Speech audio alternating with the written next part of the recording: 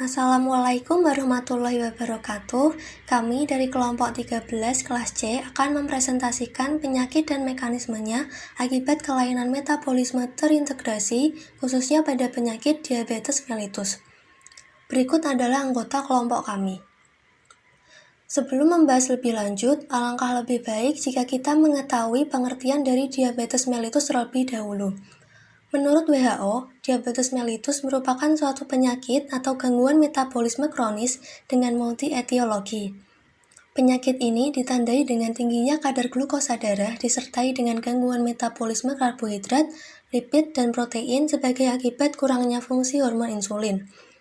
Kurang berfungsinya hormon insulin dapat disebabkan oleh gangguan produksi insulin oleh sel-sel beta Langerhans kelenjar pankreas. Selain itu, kurang berfungsinya hormon insulin juga dapat disebabkan oleh kurang responsifnya sel-sel tubuh terhadap insulin.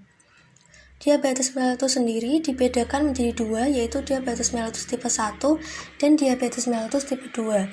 Diabetes mellitus tipe 1 merupakan destruksi sel beta pankreas atau ketidakmampuan pankreas dalam menghasilkan insulin sehingga kadar insulin dalam tubuh yang dihasilkan sangat sedikit atau tidak dihasilkan sama sekali.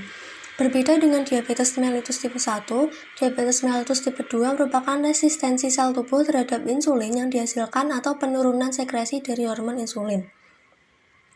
Berikutnya adalah mekanisme stimulasi sekresi insulin.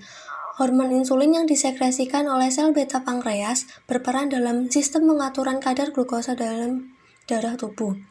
Adanya transporter glukosa pada sel beta pankreas, yaitu GLUT2, akan menyebabkan glukosa dengan konsentrasi tinggi pada darah dapat masuk ke dalam sel beta pankreas.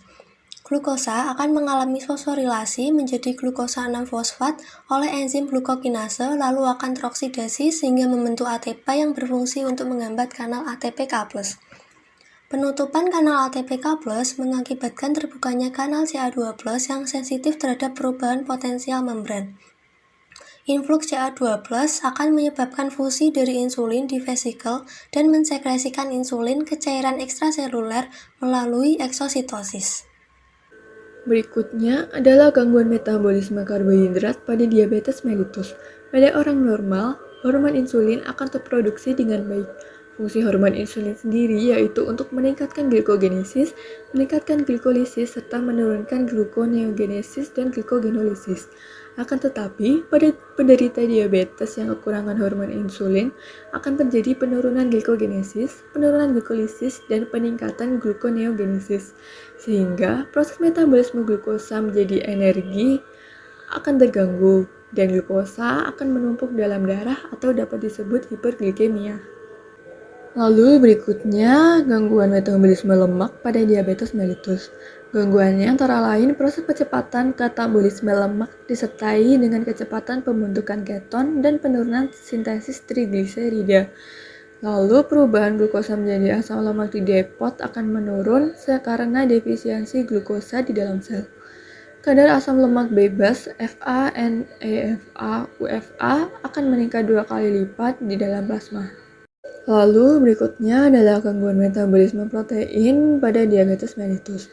Peran insulin dalam metabolisme protein sendiri yaitu untuk pengangkutan asam amino ke dalam tubuh, meningkatkan translasi mRNA pada organ detranslasi, dan meningkatkan transkripsi DNA. Jika pemanfaatan hormon insulin terganggu, dapat memicu menurunnya sintesis protein di otot, liver, dan jaringan adiposa. Lalu meningkatnya proteolisis yang tidak terkendali. Hal tersebut menyebabkan ketidakseimbangan jumlah protein di dalam plasma. Berikut adalah referensi yang kami gunakan. Sekian dari kami, kurang lebihnya mohon maaf. Wassalamualaikum warahmatullahi wabarakatuh.